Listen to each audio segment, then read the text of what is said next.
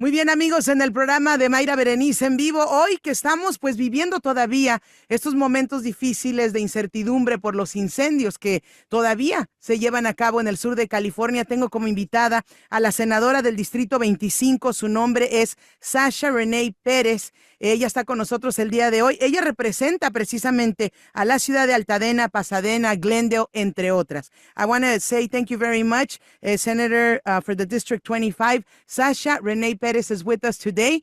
We still have a representing city of Altadena, Pasadena, Glendale, just to name a few. We are still our hearts are broken because of the situation that our friends have been living for the past almost week now. Sasha, thank you so much for being with us today. Welcome to the show. Yeah, thank you. Thank you so much for having me and, for covering obviously what's happening here. I think it's a really important time to get that information. Correct. And we've been battling the bomberos or the firefighters have been battling with this for days now. And we're still worried. There's a lot of questions that we need answers to. I've been on top of the news, making sure I know how our people can look for the help and obtain. And our numbers have been growing within the people that have passed away because of these fires. Where are we right now, Sasha? What can you say to the community as a senator for the District 25? The fire is still happening, although containment is much higher than it has been. So we're working our way towards containing the fire, and I want people to know that. We do have high wind warnings in effect, particularly for Monday, today, and tomorrow, Tuesday. And we are encouraging folks to make sure that you're paying attention to evacuation warnings. Unfortunately, the high winds are quite dangerous that are going to be coming in tomorrow. So, we're still very much in a situation where we need to be careful. We need to be mindful. And we need to continue to be on our guard. Correct. Now, the capacity for the shelters, has it been enough for the people that have evacuated? This morning, I was on top of the press conference meeting, and I was on top of, is there enough space? Because there has been some people that have been charging more for Airbnbs and hotels, and, we've been on top of this. Is there enough shelter for all of the people that have been evacuated till this point, Sasha? Yes, absolutely. So we have two evacuation centers that are serving the San Gabriel Valley. One is at the Pasadena Convention Center off of Green Street. The other evacuation center is located at Pomona at the Pomona Fairplex. Both of those locations are open. They are free of charge. There are cots available. There is medical personnel available. If you have any sort of emergency prescriptions that you need or require, they'll be able to tend to your needs there. There's water, there's food. So we do want folks, to utilize those resources. If you are somebody that needs access to an Airbnb, please reach out to my office. I know Airbnb did add an additional 25,000 units that they were making available to those that were impacted. That was 2 days ago. Some people did inform me that they were having issues accessing the 211 number. And so our office has been troubleshooting that and working directly with Airbnb to make sure that people are getting placed. But more than anything, I think people need to know that price gouging is illegal. And so if for some reason you have received or see that there's price gouging happening on either hotel rooms or an apartment where you're looking at staying, you need to immediately report that to the Office of the State Attorney General, Rob Bonta, and they will go ahead and take care of that. This is as an emergency situation. Price gouging and taking advantage of innocent people will not be accepted. And we're going to make sure that we're enforcing the law here, but we need other people to assist us in identifying those that are breaking the law so that we can enforce it. Ok, amigos, en español para todos ustedes, existen dos refugios, dos lugares donde las personas pueden llegar, especialmente en estas áreas donde ya han sido evacuados. Uno en el Fairplex de Pomona, que es un terreno muy grande, y también en lo que viene siendo el área de Pasadena. Y todo el mundo sí recibe un lugar donde dormir. I've never personally been in a shelter. Do you guys keep the families united? Is there beds? Do they sleep there? Do they eat there? Do they shower there? Do they have internet? Do they have food? What is a shelter like right now, Sasha? So, both the shelters at the Pasadena Convention Center and the Pomona Fairplex, these are like large open spaces, right? We want to be able to accommodate a lot of people. We have, over 100,000 people that are either in an evacuation area where they've been warned to evacuate or they've been told to evacuate. Some people have been allowed to go back to their homes, but once again, given the high wind warnings that we're receiving both for today and tomorrow, we may need to issue more evacuation orders. There is food available. There are blankets. There is childcare at the Pasadena Convention Center as well. There's medical assistance, and so your needs will be taken care of, and you can just walk in, let folks know that you need to stay there, and you'll be accommodated. Ok, para su tranquilidad familia, tienen camas, tienen comida, tienen almohadas, tienen cobijas y tienen cuidado para niños. Entonces, si tienen hijos y ustedes tienen que ir a trabajar, does this mean if they have children and they have to go to work, you guys will take care of the kids because of this childcare?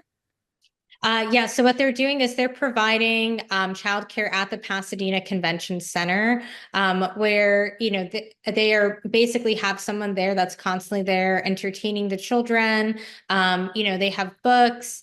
There are people volunteering to do things like creating animal balloons and things like that. So they're really trying to provide parents with an opportunity to kind of take some of that lift off of their shoulders.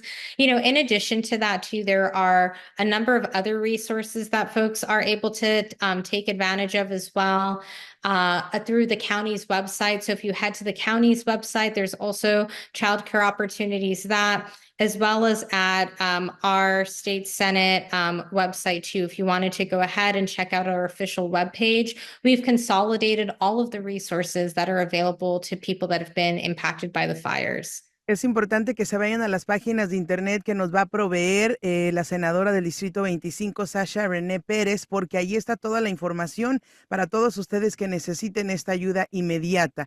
This is recent, fairly recent, obviously, but how long, we don't know yet, it will take to accommodate all of these families into homes. How long will the shelters be there for? Is this something that they should worry? Is it going to be a week or a month? Do we know? Honestly, I can't really say, right? I mean, CAL FIRE and the rest of our public safety authorities are doing a full assessment of the area to see which homes have been damaged.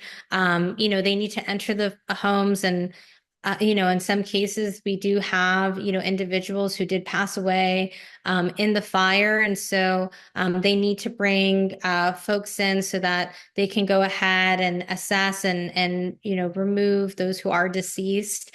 And so there is a lot that is happening right now. It is going to take some time.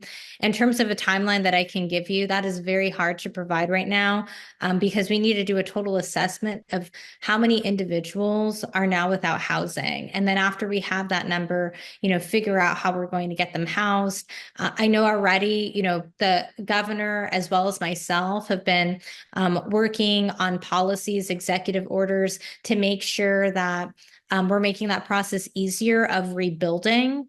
And also making sure that, those that are renters are also easily able to find a location to live in next. That's not going to be cost prohibitive. Okay. So, familia, todavía no sabemos cuánto tiempo van a permanecer en estos shelters, en estos refugios, todavía no lo sabemos, pero se va a hacer todo lo posible porque tengan este espacio disponible la mayor cantidad de tiempo. We've heard a lot about the conditions of the water quality and obviously the air, and you guys have masks available in these shelters, and you also have water that is decent to be able to drink. Is this correct? Enough? Yes, so there is water distributions that are happening, and that is through the Pasadena's Department of Water and Power. So if you need bottled water, you can go ahead and head to them. There are distribution sites also happening at the Pasadena Convention Center, at Pasadena City College, at the Santa Anita Racetrack. So if you need water, you can go ahead and pick up water for free from there. The recommendation to not drink tap water is not in place for the entire city of Pasadena. It is only in place for areas that were impacted, as well as for parts of Altadena as well. So my recommendation is if you have questions about whether or not you can drink your tap water, go ahead and reach out to your utility provider. And, if you're uncertain and you'd rather just play it safe, go ahead and pick up bottles of water to drink and to utilize for that time being. Correcto. Ok, perfecto, amigos. No toda la ciudad de Pasadena y sus alrededores tienen problemas con el agua. Usted puede marcar a su departamento de agua local para ver si su área se ve afectada. Si no quiere arriesgar, tome mejor agua de botella. Si no tiene paraguas de botella, puede pasar a los refugios por aguas de botella para que usted no consuma esta agua. The masks, are they available for everyone in general that's in these areas, Sasha? The masks are available for anybody that is in the Los Angeles area. You can pick up an N95 mask over at any of the LA County public libraries. You'll want to go ahead and get those resources because the air quality is really not very good to be breathing in. Like at this point, I've been having to even remind myself, some of these homes that burnt down are very old. They have asbestos. Right. So when those things catch fire and make their way into the air, it becomes very dangerous. And so we want to encourage everybody to wear an N95 mask, especially those who have issues with breathing and have other ailments that might make them more sensitive to bad air quality. Correcto. Ok, amigos, se le recomienda a todo mundo en general en el condado de Los Ángeles que se se coloque una máscara en N95 y están disponibles en muchos lugares porque independientemente de donde vivamos, muchas de estas casas son muy antiguas y tenían asbesto, quiere decir que está en el aire y no es bueno para nosotros. Así que todo el mundo a conseguir sus máscaras como en otras ocasiones de COVID y a ponernos estas máscaras N95. Electricity wise, shutdowns, electricidad. Is everybody up and running? Is there shutdowns? Do we have to worry about this, Sasha? So SoCal Edison has restored power to much of the area. But I do want to inform folks that there are going to be power shutoffs, particularly throughout the foothill areas. Communities such as La Cañada, communities such as Sierra Madre, even parts of parts of Pasadena might see adjustments to their service and will receive updates from SoCal Edison because of the high wind warnings, right? I was just with our firefighters early this morning, and they were sharing that on Tuesday, because of the winds being so severe, they are anticipating that, there could be more danger ahead. And so out of precautions, they are going to be shutting down some of those power lines to make sure that they're keeping our community safe and we're not starting another fire. Ok, amigos, muy importante, la advertencia sigue en pie, ok, a lo máximo, y van a haber más apagones de electricidad porque es la manera en que nos van a mantener más a salvo. Así que por favor, tomen en conciencia esto, tengan sus baterías, sus linternas a la mano para que ustedes tengan algo de electricidad. No compren tal vez mucha comida que se pueda descomponer ahorita para que no se enfrenten con ese detalle también. Y si son personas que requieren de una máquina con electricidad, hay que buscar esa ayuda. We do have a lot of people that might be 65 and older, and they need breathing equipment. Maybe they're pregnant. Maybe they really need the electricity. Is there places where they can come? I don't know if hospitals or clinics or something where they can have this activated or maybe use it for a few hours if they needed to, Sasha? Just thinking about people that might be having health conditions. I do not have that answer off the top of my head. That's a very good question. We just received this update about potentially shutting off power tomorrow, given the severity of the wind warnings. That just came out today. So let me go ahead. I will get an answer around that. But I would reach out. You can reach out to my office if you have questions about that, or reach out to the county, and we will go ahead and get back to you with places that you can go if you need to continue to receive power. Okay, very important, amigos, muy importante que si necesitan electricidad porque tienen máquinas que están bajo alguna máquina especial por su condición médica, pueden buscar a Sasha en su oficina y pueden llamar a sus hospitales, clínicas locales, ver dónde se puede conseguir la electricidad o incluso en estos refugios. Bien importante, all of the hospitals are up and running. People that could be women that could be in labor, people that need dialysis. Are all of the clinics and hospitals open and available for the community, Sasha? Yeah, absolutely. I mean, if you need something, please come to any of the local clinics and hospitals. They are up and running and there to serve. Many of the service providers, such as Kaiser, Ultimed, they've actually placed themselves directly in the Pasadena Convention Center. And so if you would like to see one of their doctors, please head there. There are folks there providing service and answering questions. So that is a great site to go. We're really trying to make sure that all of those resources are housed in one place so people aren't having to travel everywhere to get answers for some of those questions. That are very needed at that moment. A familia, si ustedes necesitan equipo de medicina, si necesitan medicina, muchos de los hospitales como Kaiser, que nos acaba de decir la senadora Sasha, ya están ubicados dentro de los refugios, pero acérquense, no tengan pena, no tengan miedo, acérquense, pregunten, pidan ayuda si lo necesitan para usted o para un ser querido, especialmente si tiene una condición física. I heard this morning as well that people can pick up their mail. A lot of people are waiting for documents or important papers that were supposed to be given to them. There is places where people can pick up their mail, Sasha. So what they've done is there was a post office that was in Altadena that has since burnt down. And because of that, they are now transitioning and having all of the mail go to the Pasadena post office.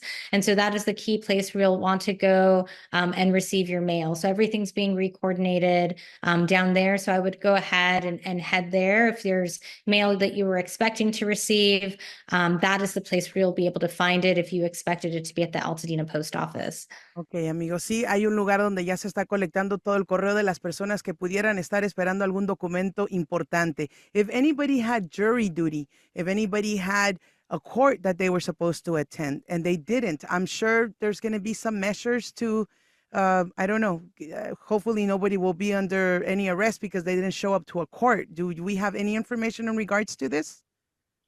Yeah, so we definitely, I don't have the answer to that just yet, but I will say, anybody that is going to be, delayed on items as a result of the fire catastrophe, we're going to figure that out and help make sure that, you're not being punished for a situation that was completely out of your control.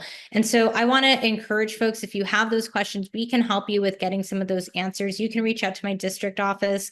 The phone number is 818-409-0400, and that's 818-409-0400. I think many people are aware of how extreme this natural disaster has been. We've not seen anything like this in the area in our lifetimes. And so we want to make sure that our agencies, department, local, state, federal, are being flexible and are really taking into account the severity of what's happened here. Correcto. Amigos, si tienen preguntas o dudas, si tenían cortes, si tenían tickets que pagar y no se presentaron en corte y son víctimas de los incendios, se pueden comunicar directamente a la oficina de la senadora Sasha al 818-409-0400. 818-409-0400. Senator, many Californians and some audience could be upset with Governor Gavin Newsom because some of these victims haven't received the emergency assistance that they need. You guys are working strong to make sure that everybody gets the help needed. Yeah, absolutely. I mean, look, I understand the frustration, right? I think everybody is very shocked by what's happened here, and people are rightfully going through a lot of different emotions. But I want to make very clear that we are working overtime to get some of these questions answered. For many of us, I got sworn into office on December 2nd. This has actually been my second week in the legislature. And so we're figuring out this in real time, pulling together state departments, making sure that we're staffing up so that we're able to respond to these needs. There are going to be, glitches along the way. What is most helpful to me, and, I'll speak for the rest of my elected leaders as well, is when people speak out and say, this isn't working. There's a mistake here. The link that you shared out, the phone number that you shared out is not sending us to the correct location. That allows us to troubleshoot so we can fix things and make sure that they're working for the people that need them. So, this is really a partnership with the public as well. I need the public to let me know when things aren't working. I need the public to let me know when they need more of a specific resource, because that allows me to better respond to their needs. Miren, familia, si ustedes de veras están teniendo dificultades tener acceso a cualquiera de los links de las ayudas a través del internet, lo pueden hacer a través del número de teléfono que ya compartimos, y digan todo lo que está pasando. Si hay dificultades en recibir la asistencia, la ayuda y en qué área necesitan más, comuníquense sin miedo y sin pena. Recuerden que ahorita van todos empujando hacia lo mismo para sacar adelante a nuestros amigos aquí en California, en Los Ángeles, en Pasadena, en Altadena y sus alrededores. El número a marcar 818-409-0400, 818-409-0400. Les quiero recordar, and I want to remind everybody that it's very important to follow the rules. There's curfew, 6 p.m. to 6 a.m. They have found, I was listening to the press conference this morning, they have found people with drugs, people with weapons, people that are stealing. And even if you want to go back to your house, you should not, because right now, it's a difficult moment and we just have to wait. Tenemos que esperar. Is this true? Yes, absolutely. There is still a curfew in place.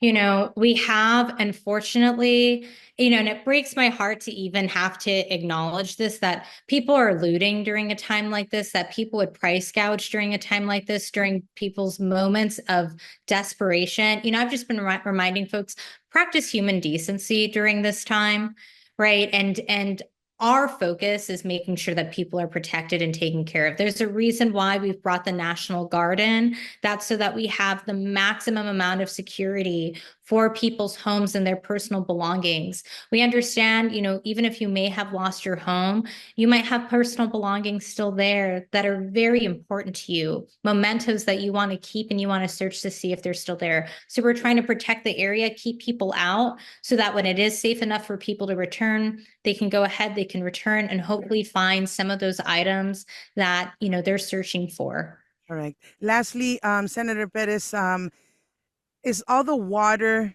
being reachable? I've heard a few, say that they're not allowing the fire crews to utilize the water from the reservoirs. Is this true, or do we have access? Do the firefighters have access to all the water? So I want to make very clear, especially for us, and I want to emphasize again, I've just been focused here on my district, which is the Eaton Canyon fire. All of our reservoirs that we've needed to have access to, our firefighters have had access to. Now, the challenge that happened on the night that the fire took place, which was Tuesday evening, and it began at 6:30 p.m., was that you had, hundreds of firefighters descending into the very small community of Altadena and utilizing those resources at the same time to try to put out and contain this fire. We had 90-mile-per-hour winds that were going on at the exact same time. So when you have that much pressure on the system, then you're going to utilize that water fast. If any of you have ever seen a fire hose, it requires a lot of water just to even pump that thing. And to have so many trucks using the system at the exact same time, while you also have buildings catching fire, you have power lines falling down. The power went out on some of our systems, and that also reduced pressure. So you have this multitude of things happening. I talked with some firefighters that, I'll be frank with you, they were emotional. These are guys that do not like to lose. And to see homes lost was devastating for them. And just them talking about the situation of being out there and feeling like they weren't able to do anything, that even more water wouldn't have allowed them to be able to fight this because of the unusual circumstances. Some guys told me they could barely even see in front of their face, 90-mile-per-hour winds. So I want to be really clear about that. We were dealing with a natural disaster and something that the San Gabriel Valley has never seen before in our lifetimes. This was a very unusual event, and that is really what led to the devastation we're seeing now. Ok, amigos, la devastación que estamos viendo ahorita, lo trágico que ha sido todo este acontecimiento, se debe a muchos factores. Le preguntaba si los bomberos tuvieron acceso al agua desde un principio y a todas las reservas del agua, y me está comentando la senadora por el distrito 25, Sasha, que en ese momento se dispararon muchas cosas a la misma vez. Es decir, los postes de electricidad se estaban cayendo, los vientos estaban a 90 millas por hora, las casas son casas antiguas que se estaban quemando a una velocidad muy rápido.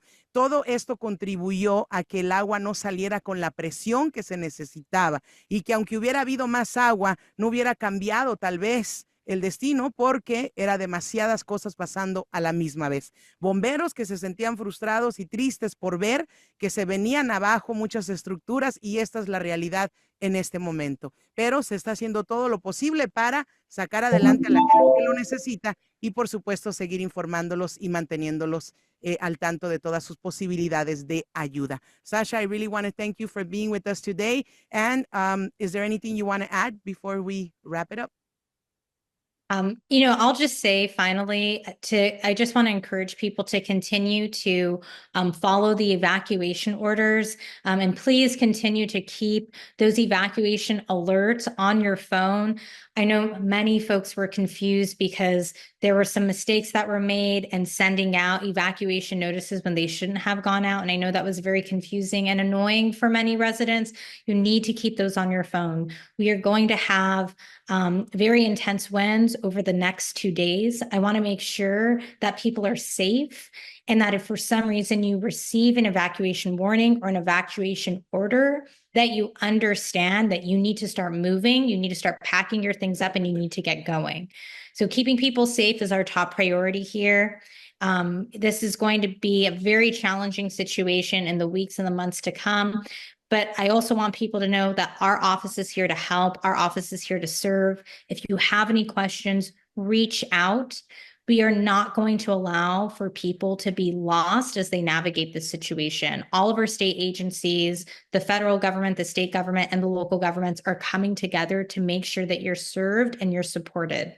So please reach out if you have any questions. Ok, muchísimas gracias a la senadora por el Distrito 25, la senadora Pérez, que acaba de comentar para cerrar, familia, que tengan por favor muy presente que las alertas que vienen en los celulares no los apaguen, no los hagan mute, no les bajen el volumen. Bien importante que estemos al tanto. Si el gobierno, si el país, si las autoridades les dicen tienen que evacuar, háganlo con tiempo y háganlo bien. Sabemos que hubieron algunos errores con los celulares y que hubieron algunos contratiempos, pero aún así, por favor, mantengan el volumen. No van a querer recibir un mensaje a las 2 de la mañana y ustedes dormidos y no se dieron cuenta. Tienen que mantener el volumen arriba para estar todos sanos y salvos. Esto es un proyecto y un trabajo en conjunto que va a tardar semanas y meses a partir de ahorita. Hay que tener paciencia y hacerlo de la mejor manera para lograr el éxito para todos ustedes y para todos nosotros. Muchísimas gracias, Senator. Thank you so much for being with us. Thank you.